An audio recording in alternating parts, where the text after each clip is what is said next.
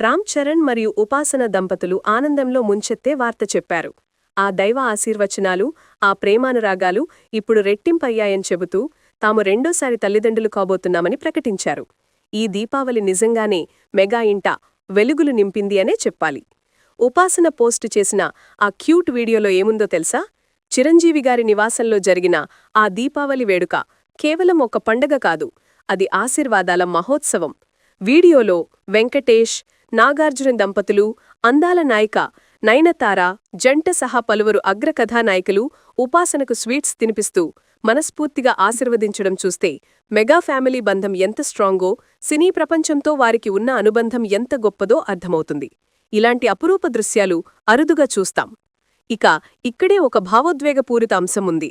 2012లో పెళ్లైన తర్వాత 2023 జూన్లో వారికి క్లీన్ కార జన్మించింది.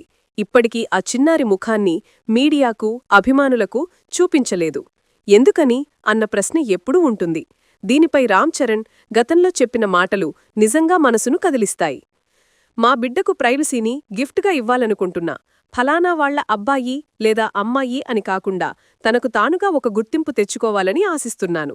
నేను మా నాన్న చిరంజీవి ఫేమస్ కావడం వల్ల స్కూల్లో ఫ్రీగా ఉండలేకపోయాము. అది భారంగా అనిపించేది. క్లీంకార అలా భావించకూడదు అనే ఉద్దేశంతోనే ఆమె ఫోటోలు షేర్ చేయడం లేదు అని చరణ్ అన్నారు. చూశారా, ఒక స్టార్ హీరో తన బిడ్డ కోసం తన బాల్యంలో తను ఎదుర్కొన్న ఆ భారాన్ని గిఫ్ట్గా ఇవ్వకుండా సాధారణ జీవితాన్ని ఇవ్వాలని కోరుకోవడం ఎంత గొప్ప విషయం.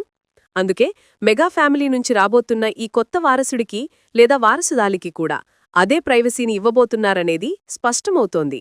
మొత్తానికి మెగా ఇంట సంబరాలు అంబరాణ్ణి అంటుతున్నాయి. ఈ అద్భుతమైన గుడ్ న్యూస్ విన్న తర్వాత మీ మనసులో ఏమనిపించింది? రామ్ చరణ్ తీసుకున్న ప్రైవసీ నిర్ణయం సరియైనదేనా? కామెంట్స్లో తెలియచేయండి.